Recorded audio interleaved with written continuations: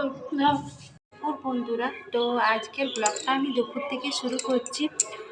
তো হুমা হোম লাইফে নতুন একটা দিনই নতুন একটা ব্লগে তোমাদেরকে সবাইকে স্বাগত জানিয়ে আসানসোলের এই ছোট্ট গ্রাম থেকে আমি আজকের ব্লগটা শুরু করছি। যারা আমার থেকে বয়সে বড় তাদেরকে আমার প্রণাম, আর যারা আমার বয়সে ছোট তাদেরকে আমার বুক ভরা ভালোবাসা দিয়ে আজকের ভিডিওটা আমি দুপুর থেকে শুরু করছি। কারণ আমাদের এই আজকাল তো 4ই জ্যৈষ্ঠী আছে, এখানে গন্ধ দিয়েছি, আর আমাদের গ্রামে আবার কীর্তন।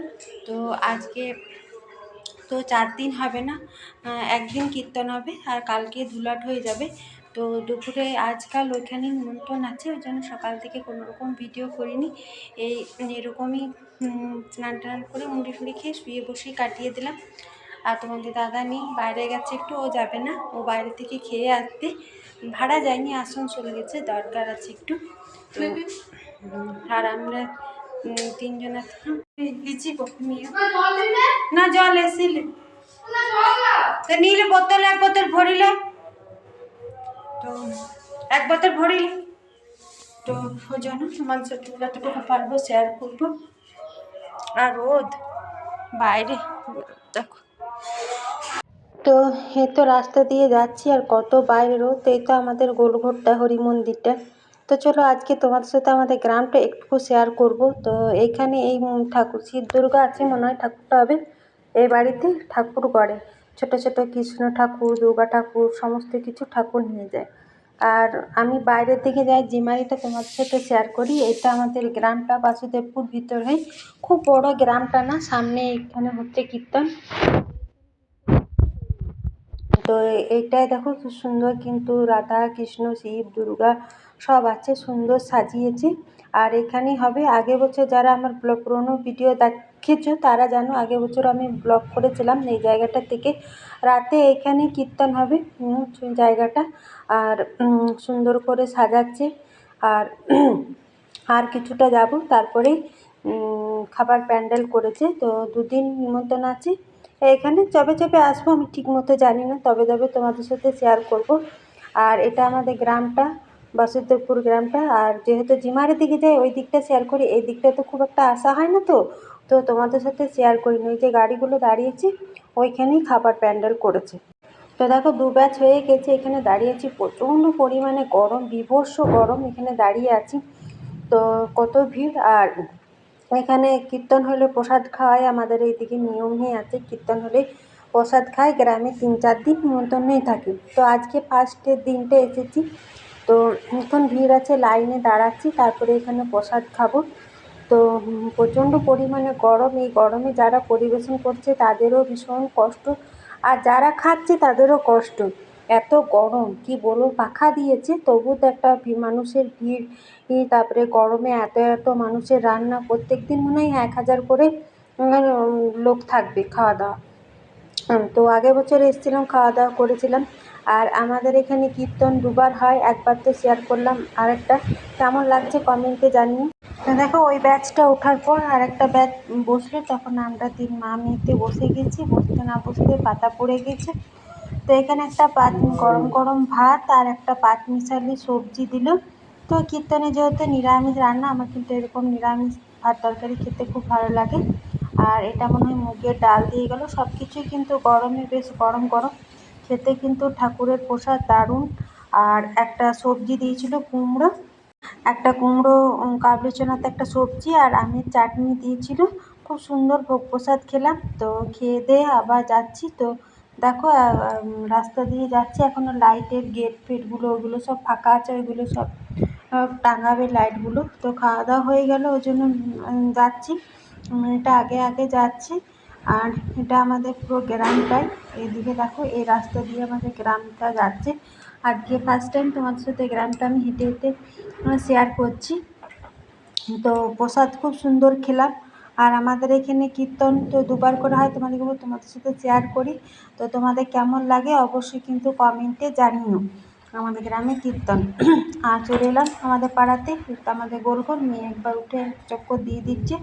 তো চলে এসেছি, শিব মন্দির দেখাচ্ছে, এটা আমাদের পাড়াটা। তো প্রচণ্ড পরিমাণে গরম ছিল, এসেই শাড়িটা পরে গেছিলাম, এসে জল ঢেলে শাড়িটা কেচে নিয়েছি। আর জামা কাপড় তো সব কিছু তুলে নিয়ে গিয়েছিলাম। আর প্রচণ্ড পরিমাণে গরম তো এসেই শাড়ি টাড়ি কেচে মেলে দিয়েছি। আর এবার একটু শোবো। খুব গরম, ফ্যান চলছে তাও গরম লাগছে। আর সিঁড়িতে এখানে রেখে দিয়েছি। আমরা খেতে বসছিলাম, তখন তোমাদের দাদাভাই ফোন করেছিল যে ও চলেছে। তো আমি বললাম তাহলে খেয়ে নাও, আর বাড়িতে তো রান্না করি। ও আবার আসার সময় আইসক্রিম নিয়ে এসছে। তো এলাম, এসে একটু শুলাম, তারপরে দেখছি প্রচণ্ড পরিমাণে মেঘ এসছে। আর এখন না প্রত্যেক দিন নিয়ম করে বিকেলে ঝড় বৃষ্টি মেঘ আসছে। তো আজকে আকাশটা বেশ সুন্দর লাগছিল দেখতে, তোমাদের সাথে শেয়ার করলাম। আকাশটার রূপ একদম হচ্ছে সমুদ্রের মতো লাগছে, এত সুন্দর লাগছে। দেখো তোমাদের সাথে শেয়ার করছি, বেশ সুন্দর কিন্তু লাগছে। অবশ্যই কিন্তু কমেন্টে জানাবে আকাশটা কেমন লাগে, কিন্তু তোমাদের সাথে একটুখানি শেয়ার করলাম।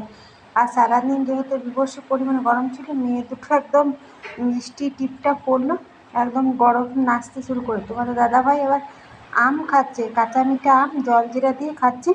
আমার বলতে গেলে জিভে জলটা, আমি কিন্তু খাই না, ও খাচ্ছে। আর আকাশটা বেশ সুন্দর লাগছে, আমরা সবাই ছাদেই আছি।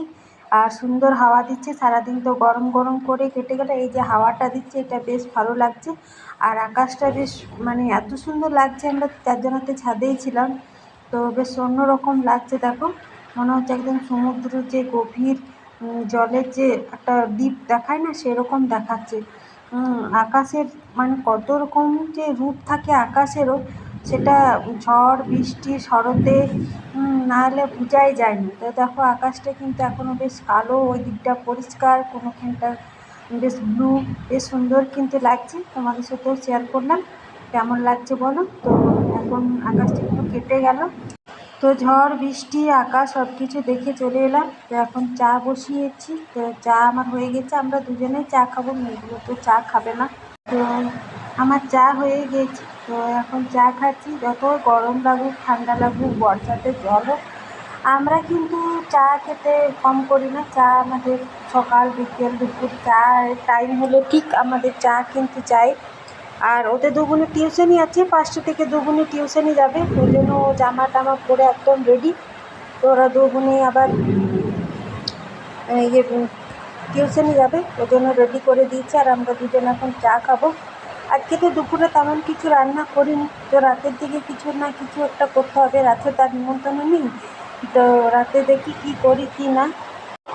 তো এখন হালকা হালকা সন্ধ্যা লেগে গেছে। তো আরেকবার চা ওর জন্য, আমি আর চা খাবো না। তো পকোড়ির জন্য পেঁয়াজ টিয়াজ কাটলাম, আর রুটি করব। এখানে তেলও গরম হচ্ছে, তো একটু হাওয়া দিল, গরমটা কিছুটা কম লাগলো। আর সকাল থেকে তো তেমন কিছু রান্না করিনি, রুটি কিন্তু করব। আর এখানে দেখো পকোড়ি ছাকছি। ও কাল থেকে বলছিল পকোড়ি করতে, ওই জন্য পকোড়ি করছি। আর ও আজকে ভিডিওটা একটু বলছে আমি দাও ধরে দিয়ে তুমি পকোড়ি ছাড়ছো। আর মেয়েগুলো কিন্তু টিউশনের দিকে চলে এসছে, এখন প্রায় 6:30 6:45 মতো হলো। বড় মেয়েটা চলে এসছে। আজকের ব্লগ ভিডিওটা আমি এইভাবেই তোমাদের সাথে শেয়ার করলাম। কেমন লাগলো আমার ভিডিওটা তোমরা কিন্তু একটা কমেন্টের মাধ্যমে জানাতে ভুলো না। তোমাদের একটা কমেন্ট আমার ভিডিও করার উৎসাহ আরও বাড়িয়ে দেয়। তো ভিডিওটা তাহলে এখানে শেষ করছি। যদি আমার ভিডিওটা যদি তোমাদের ভালো লাগে, তো অবশ্যই কিন্তু চ্যানেলটাকে তোমরা সাবস্ক্রাইব করবে। কেমন লাগছে না লাগছে একটা কমেন্টের মাধ্যমে জানাবে।